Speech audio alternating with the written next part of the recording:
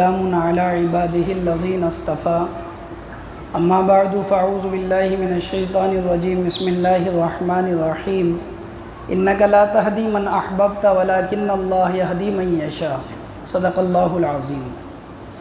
آج جو ہے 20واں پارہ مکمل پڑھا گیا ہے۔ اللہ تبارک و تعالی نے اس آیت کے اندر ایک خاص واقعے کا تذکرہ کیا ہے۔ وہ بات یہ ہے کہ حضور اکرم صلی اللہ علیہ وسلم جب آپ کے دادا کا وصال اور انتقال ہو گیا تو آپ ابو طالب کی پرورش میں تھے جو آپ کے چاچا تھے۔ ابو طالب نے حضور اکرم صلی اللہ علیہ وسلم کا ہر آن ہر وقت آپ کا ساتھ دیا ہے، اور اتنا ساتھ دیا کہ شعب ابی طالب کے اندر جو 2.5 سال تک مسلمانوں کو قید کر دیا گیا، کوئی لین دین نہیں، کوئی نکاح وغیرہ کا تعلق نہیں، کوئی تجارت کا تعلق نہیں، کوئی ملنا جلنا نہیں، تو ان تکالیف میں باوجود اس کے کہ کلمہ نہیں پڑھا لیکن پھر بھی آپ علیہ الصلاۃ والسلام کا ساتھ دیا۔ اتنا ساتھ دیا کہ جب کھانے بیٹھتے تو ابو طالب اپنے ساتھ بٹھا کر کھلاتے، سوتے تو اپنے ساتھ لے کر سوتے، ہر آن آپ کا ساتھ دیتے تھے۔ تو اللہ کے نبی علیہ الصلاۃ والسلام کی بڑی تمنا تھی، بڑے دل کے اندر یہ بات تھی آپ کے کہ میرے یہ چاچا ایمان کو قبول کر لیں۔ ایک مرتبہ ایسا ہوا کہ ابو طالب بیمار ہو رہے تھے، آخری وقت چل رہا تھا، تو قریش کے جو لوگ تھے، سردار تھے قریش کے، وہ اللہ کے حضور صلی اللہ علیہ وسلم کے چاچا ابو طالب کے پاس آئے اور جمع ہو گئے، اور یوں کہا کہ ابو طالب دیکھو زندگی کا بھروسہ نہیں ہے، تمہارے بھتیجے اور ہمارے درمیان میں جو اختلاف ہے وہ دور کرا دو۔ وہ ہمارے معبودوں کو برا بھلا کہتے ہیں، یوں کرتے ہیں، ایسا کرتے ہیں، ویسا کرتے ہیں، یہ سب باتیں کہ معبودوں کو برا بھلا کہنے کا مطلب یہ ہے کہ اللہ کے نبی یوں کہا کرتے تھے ان سے نہیں ہوتا ہے، ایک اللہ سے ہوتا، تو وہ اس کو یوں کہتے تھے برا بھلا کہتے ہیں، جبکہ آپ حق بات کہتے تھے۔ تو آپ نے کسی شخص کو بھیجا اور اللہ کے نبی علیہ الصلاۃ والسلام کو بلوایا۔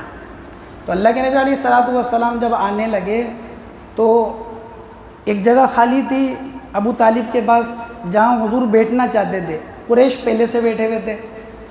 تو ابو جہل نے دیکھا کہ کہیں وہ ابو طالب کے قریب آ کر نہیں بیٹھ جائیں، اگر قریب آ کر بیٹھیں گے کہیں ابو طالب کا دل نرم نہیں ہو جائے، ان کی بات نہیں مان لے، تو فوراً ابو جہل اس جگہ پر آ کر بیٹھ گیا۔ اللہ کے نبی علیہ السلام جہاں دروازے پر جگہ ملی وہاں بیٹھ گئے۔ ابو طالب نے کہا میرے بھتیجے یہ لوگ ایسا ایسا کہہ رہے ہیں، تم ان کے معبودوں کو برا بھلا کہتے ہو، تم ایسا کہتے ہو، یوں کرتے ہو۔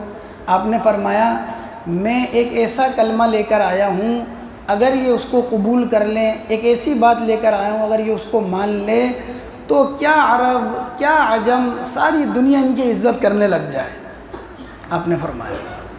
تو فوراً ان لوگوں نے کہا ایسی کیا بات ہے، ایسی ایک نہیں ہم تو 10 بات مان سکتے ہیں۔ اللہ کے نبی علیہ السلام نے کہا لا الہ الا اللہ محمد الرسول اللہ، تم اس کی گواہی دو۔ بس یہ کہنا تھا کہ لوگ اٹھ کر چلے گئے۔ جب یہ لوگ اٹھ کر چلے گئے تو روایتوں میں آتا ہے کہ ابو طالب نے یوں کہا کہ میرے بھتیجے تم نے کوئی حد سے زیادہ بات نہیں کی بلکہ تم نے حق انصاف کی بات کہی ہے۔ تو آپ کو ایسا لگا کہ میرے چاچا کا دل نرم ہے تو شاید ہی کلمہ پڑھ لیں گے، تو آپ نے ان سے کہا میرے چاچا میرا دل یہ چاہتا ہے کہ آپ کلمہ پڑھ لیں۔ تو ابو طالب نے کہا میرے بیٹا میرے بھتیجے میں کلمہ پڑھ کر تیرے کلیجوں کو ٹھنڈا کر دیتا، لیکن بات یہ ہے کہ قریش تانا دیں گے، قریش میں کہیں گے کہ ابو طالب نے بھتیجے کے دین کو اس لیے قبول کر لیا کہ موت سے ڈر گیا تھا، یہ تانا دیں گے، اس لیے میں تو اس ملت کے اوپر ہوں جس پر عبد المطلب تھے۔ اور اسی حال میں ابو طالب کا انتقال ہو گیا۔ تو اللہ نے آیت، تو حضور بڑے غمزدہ رہا کرتے تھے، بڑے رنجیدہ رہا کرتے تھے، تو اللہ تبارک و تعالیٰ نے آیت نازل فرمائی انک لا تہدی من احببت۔ محمد صلی اللہ علیہ وسلم آپ جس کو چاہیں اس کو ہدایت نہیں دے سکتے، ولیکن اللہ یہدی من یشاء، اللہ جس کو چاہیں گے اس کو ہدایت دیں گے، اللہ جس کو چاہیں گے اس کو ہدایت دیں گے۔ ہدایت کے دیکھو 2 معنی آتے ہیں، ایک ہدایت ہوتی ہے بات کا، دعوت کا، اپنی ذمہ داریوں کا امت تک پہنچانا، یہ تو ہر نبی کے ذمہ ہے، ہر نبی پہنچاتا ہے۔ اللہ کے نبی جب ہجرت کر کر جا رہے تھے تو ابو بکر صدیق رضی اللہ عنہ کو ایک آدمی ملا اور پوچھا کہ یہ تمہارے ساتھ کون ہے؟ وہ حضور کو نہیں جانتا تھا، ابو بکر کو جانتا تھا۔ تو ابو بکر نے کہا یہ ہادی ہیں، ہادی یعنی راستہ بتانے والے، دعوت پہنچانے والے، دین پہنچانے والے، یہ ہادی ہیں۔ تو فرمایا ایک ہدایت کے معنی ہوتے ہیں راستہ بتانا، جنت کا راستہ بتایا، ہدایت کا راستہ بتایا، اعمال والا راستہ بتایا، تو یہ تو ہر نبی کے ذمے ہے۔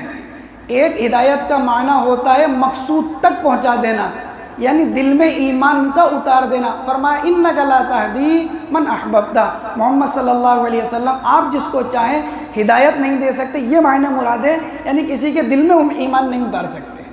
ولیکن اللہ یہدی من یشاء، اللہ جس کو چاہتے ہیں ہدایت دیتے ہیں۔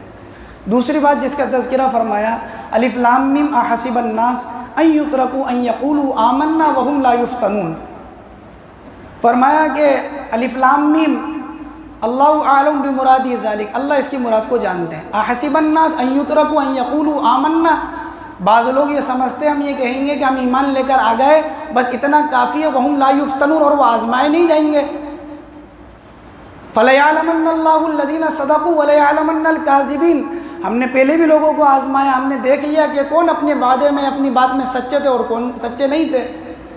واقعہ یہ ہوا کہ مکہ میں بہت سے مسلمان تھے جو ہجرت کر نہیں گئے تھے مسلمان، اور بہت سے مسلمان ہجرت کر کے مدینے چلے گئے تھے۔ تو مدینے جو ہجرت کر کے چلے گئے، انہوں نے خط لکھا ان مسلمانوں کو جو مکہ میں تھے اور ابھی تک ہجرت نہیں کی تھی۔ خط میں یہ لکھا کہ جب تک تم ہجرت نہیں کرو گے، جب تک تمہارا اسلام اور ایمان مکمل نہیں ہوگا۔ تو جب یہ بات معلوم ہوئی ان کو، تو پھر یہ ہجرت کرنے کے لیے انہوں نے ارادہ کیا۔ اب جب یہ ہجرت کرتے تو مکہ کے لوگ ان کو تکلیف پہنچاتے، ستاتے، پریشان کرتے، مارتے، مال لے لیتے، گھر مکان چھڑوا دیتے، یہ سارے حالات ان کے اوپر آتے۔ تو یہ پریشان ہوئے مسلمان۔ تو جب یہ پریشان ہوئے تو اللہ نے یہ آیت نازل فرمائی، احسب الناس ان یترکوا ان یقولوا آمنا، کیا یہ گمان کرتے ہیں کہ صرف وہ اتنا کہیں گے ہم ایمان لے کر اگر ان کو آزمایا نہیں جائے گا، بلکہ ان کو آزمایا جائے گا۔ علماء نے اس آیت کی تفسیر میں لکھا ہے یہ اس زمانے کے ساتھ خاص نہیں ہے، بلکہ دنیا میں جب بھی اہل حق کی محنت کو لے کر کھڑے ہوں گے، علماء، صلحاء، سلف صالحین، تابعین اور بزرگان دین اور اولیاء کرام، ہر زمانے کے اندر جب بھی حق کی محنت کو لے کر کھڑا ہوا جائے گا تو اللہ تبارک و تعالی حق والوں کو آزمائیں گے، آزمائش ڈالیں گے، دیکھنا چاہیں گے کہ کون اپنی بات میں سچا ہے اور کون اپنی بات کے اندر سچا نہیں ہے۔ ہر زمانے کے ساتھ ہے۔ جب یہ آیت نازل ہوئی صحابہ کرام کو بڑی تسلی ہوئی اس سے، اور ہجرت چلتی رہی۔ ہجرت الگ الگ ہوتی ہے، ایک ہجرت ہوتی ہے دارالکفر سے دارالاسلام کی طرف، ایک ہجرت ہوتی ہے گناہوں سے نیکیوں کی طرف، ایک ہجرت ہوتی ہے دارالامن کی طرف، ایک ہجرت ہوتی ہے بدعات سے سنت کی طرف۔ اسی لیے اللہ کے نبی سے پوچھا گیا، اللہ کے نبی سب سے افضل ہجرت کیا ہے؟ ہجرت یعنی چھوڑنا، ترک کرنا، سب سے افضل ہجرت کیا ہے؟ تو آپ نے فرمایا اللہ نے جن چیزوں کو حرام کیا ان کو چھوڑ دو، یہ سب سے افضل ہجرت ہے۔